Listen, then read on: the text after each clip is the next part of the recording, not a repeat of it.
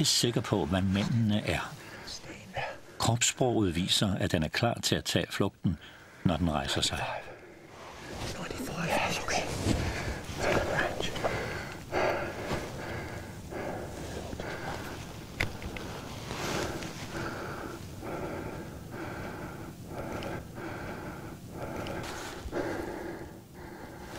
It's a nice one. Yeah.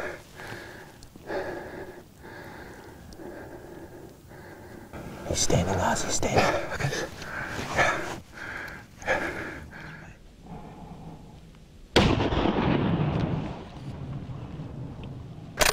Yeah. Oh, Lars. He's down. He's down. Well done, mate. He's down. Good. Beautiful shooting. Yeah. He went way down. Down like that.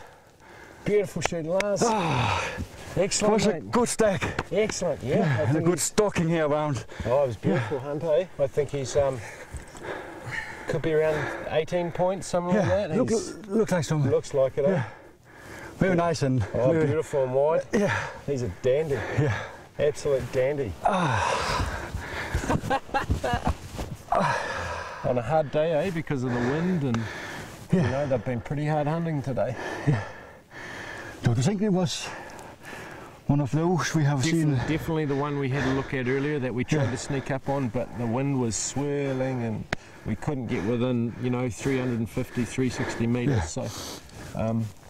So what we did is we sidled back round underneath us here and then came right round and behind us and then snuck up this ridge here, just in a good wind. Yeah, keeping off it with the wind in our favour. And I knew that somewhere in here he had to bed up because he wouldn't go back down this face because he'd get hit by the wind again. It's worked very well. Cunning plan. Yeah. So how about we go and have a look at it? Good idea. Well, I think we should. Yeah. Let's go.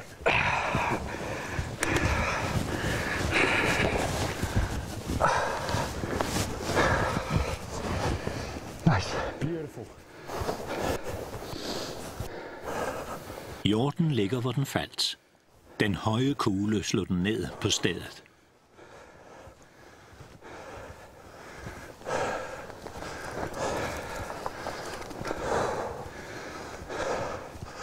Holy crow, Lars.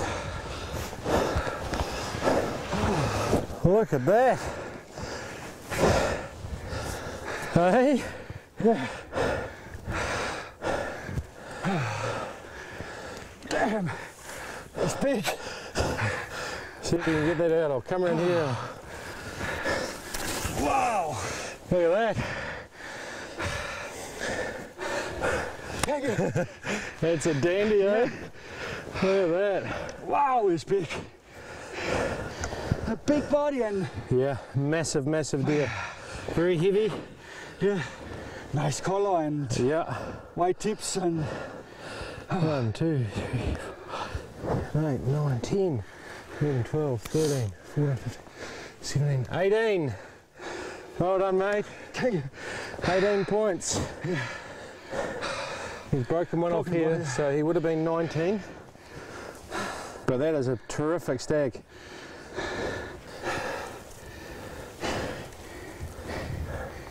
En kæmpe hjort. En kæmpe hjort. Utrolig flot. Hul i 20 ender. Fantastisk. Og med sådan en udsigt. Og en hårdt stykke arbejde her i formiddag. Vi tror, vi ser ham sammen med en anden hjort tidlig i morges. Men de forsvinder for os, og vi var også i dårlig vind. Så vi tager og går nedenom bjerget og går udenom og prøver at komme op i god vind. Og tror, at de er heroppe. Og ja, det er jo det hele værd. Det er simpelthen en kæmpe hjort. Vi kommer op, og han ligger faktisk og hviler.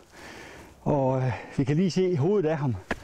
Og kommer hen, og der ligger han så, og vi kommer i god position på grund af, at han ligger ned og har tid til at vente på, at han bare skal rejse op.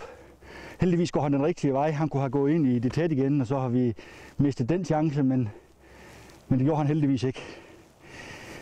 95 meter var der, så det var et forholdsvis nemt skud. Han var på vej op, og sætter en rigtig god kugle på ham. Lidt høj, og han simpelthen laver en touchdown. Han går ned lige i knaldet.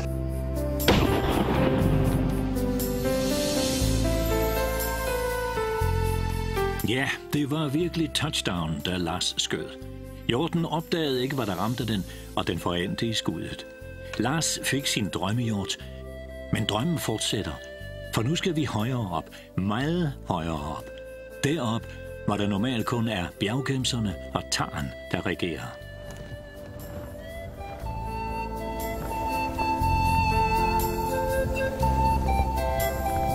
Mark og Erik er ude på et nyt eventyr. Nu skal danskeren prøve kræfter med 2 af sine gamle drømme, nemlig gemse og tar. Det kræver noget mere at lægge arm med disse 2 arter, som i hvert fald for tarens vedkommende kun befinder sig nær bjergenes toppe hele tiden, og store områder skal afsøges med håndkikkerten.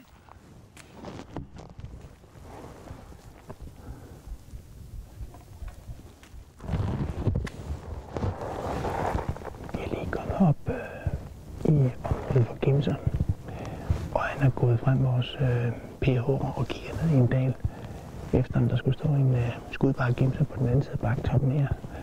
Og ellers er dagen så dag i dag sidder og går rundt i bjergene og leder efter en gemse. Og gerne selvfølgelig i rigtig alder og så videre. Men det er også det, jeg vil kalde rigtig bjergjagt. Absolut. Som I kan se, så er der temmelig stejlt alle vejen. Så spændende bliver det, om vi kan komme i nærheden af nogen. Så, men igen, klart vejr, dejligt vejr. Vinteren den er bare flot på New Zealand. Så jeg glæder mig kanon meget til i dag. Nu skal vi efter, når man går hernede.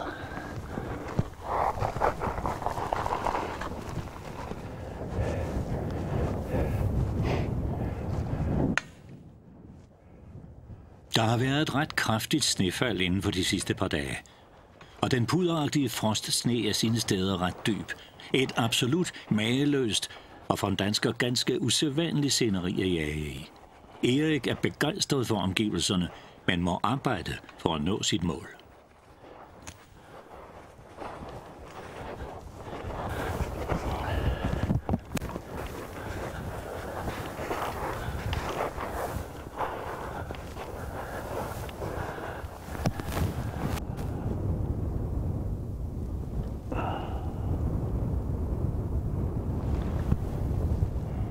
En udsigt, der nok kan tage den sidste pust fra Erik.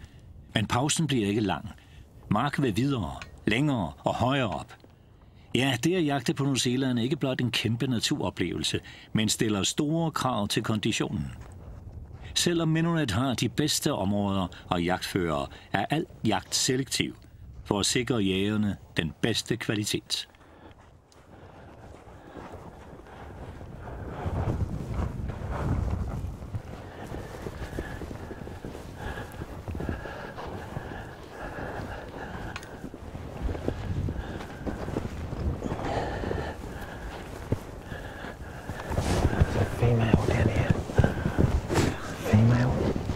Mark har spottet en gemse.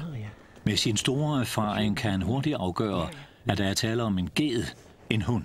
Gedens horn er knap så kraftige og kroger ikke nedad i toppen som bukkens. Ja, indtil nu har vi faktisk været ude i nogle strabasser. Vi startede i morges med at pyrse ned i en dal, ned i en kløft, hvor vi spottede 2 gemser. Desværre var det hunder, men vi var inde på 250 meter og havde egentlig regulære skudchancer, hvis det havde været en buk. Men det var det ikke. Så sad vi der en time og spottede, og så var vi altså ude på noget af en herretur, hvor vi gik nogle kilometer i det mest barske terræn, du kan forestille dig. Med sne til knæene og med blødt underlag og meget stejlt. Så jeg er fuldstændig pumpeflad lige i øjeblikket. Klokken er nu 1:30, og nu er vi så kommet frem i en ny position, hvor vi sidder og spotter ned i en dyb kløft her, og har lige opdaget, at der ligger en gemse hernede under os på 250 meter. Formentlig er det en med hund, men vi er ikke sikre. Men det her skulle være et rigtig godt punkt, hvor vi kan sidde og studere et kæmpe område med vores kikkerter, for måske så indlede en pyrus. Men en ting er helt stensikker. Det bliver nogle djævle lange skud herude i bakkerne. Men det må vi jo tage, som det kommer, og se, hvordan vi kan styre det. Men vejret har været med os, men jeg er godt nok flad i dag. Men nu må vi se, om vi kan få spottet et eller andet ud over den, vi har set.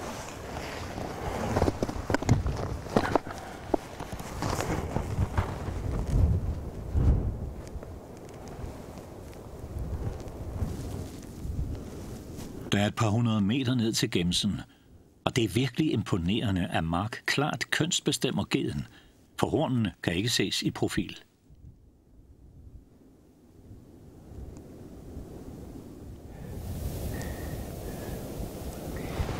And with a female, it Could be a buck around here somewhere.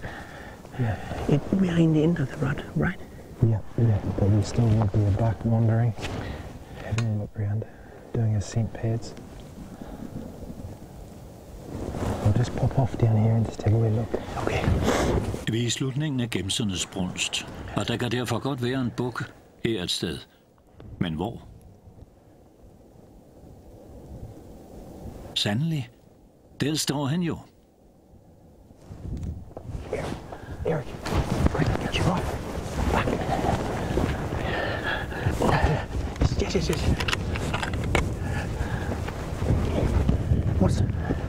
What did you see? Back down here. Where? Yeah. Can I shoot him? Yes, yeah, one's 161 meters. Yeah, I see him. Right, just bring me in. Laserafstandsmåleren siger 161 meter. Nu er resten op til Eriks skydefærdighed.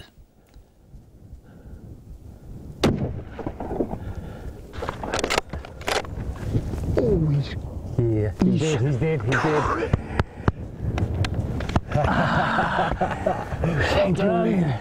He just tipped over. Yeah, he's dead. Well done.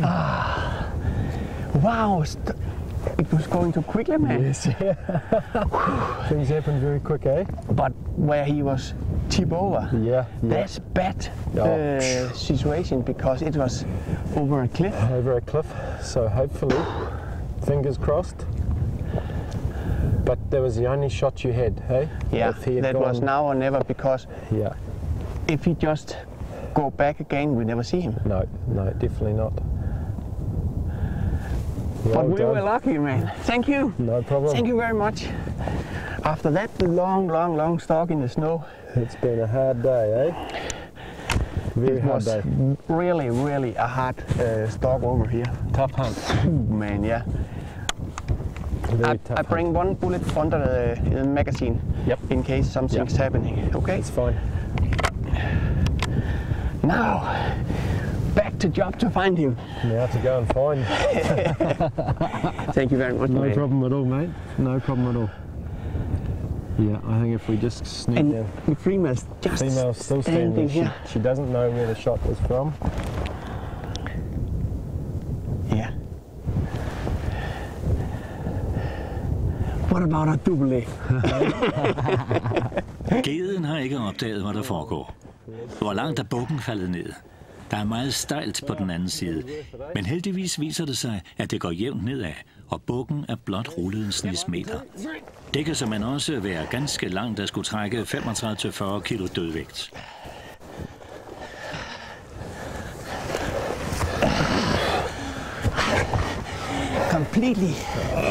Completely tired now.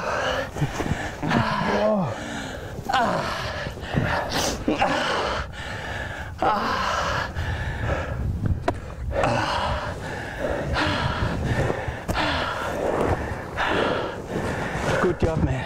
Thank you.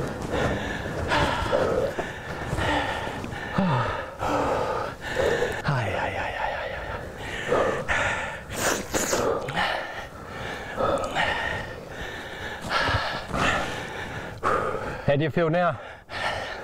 It can't be better. Top of the world. It can't be better. We're Top of sitting the here, world. top of the world. I mean, look at the view. Perfect. It can. Stunning. We probably walked, I don't know how many miles, but a long way. And in snow, like. Very deep snow. Yeah. And then we spotted those females. Yeah. Yeah, very quickly after that, eh? Yeah. We just seen the buck just directly, just in here. Yeah. You see him. And made the call. Got Eric down there as quick as possible. The blaster was quickly. Yeah. And he made a perfect shot, eh? Just woof, down you go. And the end result is lying right here after It can be better. It tiring can be drag up the better. hill. And having the animal so easy to find too, eh? Because we weren't sure Yeah. whether off the bluffs it was going to be a tough locate and get out, But that it was, you say, a top trophy in Sami here in New Zealand. yeah, they are. That is a very, very, very exceptional buck. The base is very big. Yeah. So you see down in here, probably a good 3.5 inch base. Ah. Okay, so he's 1, 2, 3, 4, 5, 6, about 7 years old. So he's an exceptional buck. And as you can see here, his glands in here. Now during the rut, when they're full on rutting, these glands will be swollen up to about here.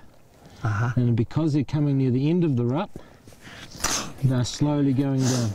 But it's still enough if a female's in season that he'll be down around, because when I first spotted him, he had his head on the ground going Okay. rubbing. Because you can feel all around here how sticky it is, Yeah. and you smell your fingers. They're really quite strong. Is there always that hook on an animal like that? Yeah, an exceptional buck like this guy here, they always come back over. Like these are very, very sharp. Yeah. Very, very sharp. Now the females, they'll have skinnier, smaller bases in here, and they'll come up to here and then they'll flare out. Okay. But they'll only go back to about there. Okay. Okay, so the bucks get the mass in the horn, plus they get that beautiful, nice big hook. We've had 2 good days. One more. Thank you very much. No problem at all. My pleasure. Her sidder jeg så med resultatet af en helt forrygende jagt, hvor jeg tror, jeg beklagede mig lidt her omkring kl. 12-1 stykker, over at jeg var ved at være træt. Nu er klokken så ved at være 3-4 stykker, og jeg har resultatet af en helt forrygende god jagt, heldig jagt, hvor vi sidder og spotter nogle hunddyr, og så pludselig så er pukken der var. Og jeg får riflen op hurtigt, huha i vilde dyr, men ikke hurtigere end vi fik afgivet rigtig godt skud. Så den slog en flikflak og røg 30 meter ned ad klipperne her, og nu sidder jeg med den. Endnu et af mine mål for New Zealands-turen. Gimsen. Gimsen og taren er og bliver de 2 mest yndede jagtobjekter fra New Zealand. New Zealand har jo alt mellem himmel og jord af hjortearter, sikaer, dårvilder, kronhjorter, vildsvin, alt muligt. Men New Zealand er og bliver tar- og gimseland. Erik Pedersen kan lukke det kapitel, som hedder bjerggemsejagt i New Zealand. Men han kan snart åbne et nyt, som bogstaveligt talt er et trin højere op, og som handler om jagten på tar ved bjergenes top. Først skal den trætte jæger dog nyde godt af mineral service, hvor en helikopter er lige så naturlig en del af jagten, som en bil er her i Europa. Og de lander på græsplænen foran jagthytten, hvor der venter en velfortjent optankning.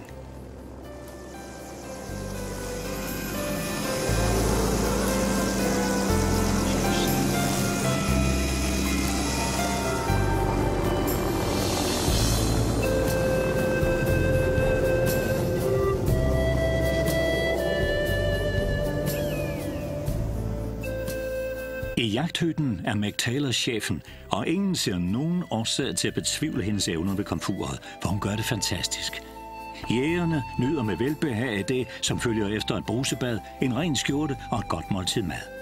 Både Erik og Lars er begejstrede over New Zealands fantastiske natur og den gæstfrihed, newzealanderne har. Og der serveres selvfølgelig en af de bedste vine. Minaret-indkvartering ligger på niveau med de bedste hoteller, og jægerne nyder opholdet.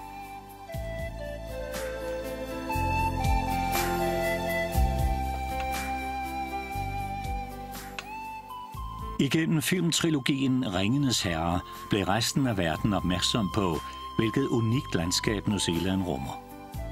Minaret Station ligger ikke langt fra den urgamle skov, som var en af kulisserne i filmen.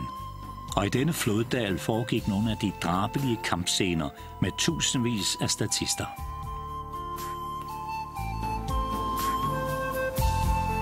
Jægere er som andre mennesker. De elsker at lege. Erik og Lars får en mavesugende oplevelse i et fartmonster af en jetdrevet motorbåd fra Dirt River Jet Safaris. Der er snart sagt ikke den manøvre, den lynhurtige båd ikke er i stand til at udføre.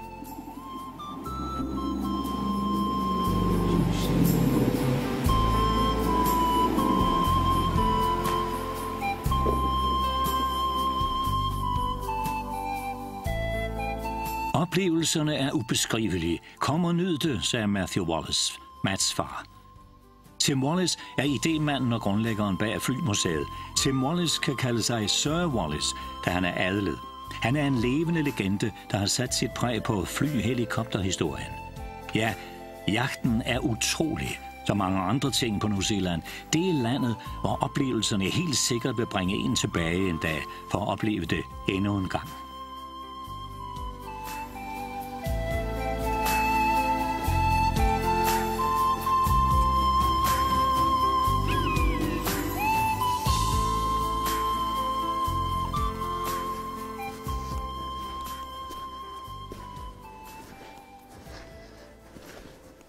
Lars er derude på eventyr. Denne gang med Croc Adams, også kaldet Crockett, som guide, og med tar som det eftertragtede bytte. Hvor man ved Gemse, hvis man ønsker det, kan være heldig at finde dyr helt ned ved skovgrænsen, er situationen en anden med tar. Normalt er de at finde helt op under skyerne, oppe i sneen, tæt på eller omkring bjergtoppen. Det stiller visse krav til både muskelkraft og kondition. For ens egen skyld bør man være i en rimelig form for at kunne bide skære med de omgivelser, taren findes i. Crockett leder an i et fornuftigt, langsomt tempo. Intet er mere umoden end en jagtguide, som så at sige går sin klient i stumper og stykker. Derfor sørger Crockett for at holde en fart som Lars, der i øvrigt er i fin form, og han selv kan klare uden at blive våde af sved. Det vil i givet fald hævne sig, når de kommer op i kulden. At jeg tar kan indebære skud på lange hold, og der nytter det ikke noget, hvis skytten er blevet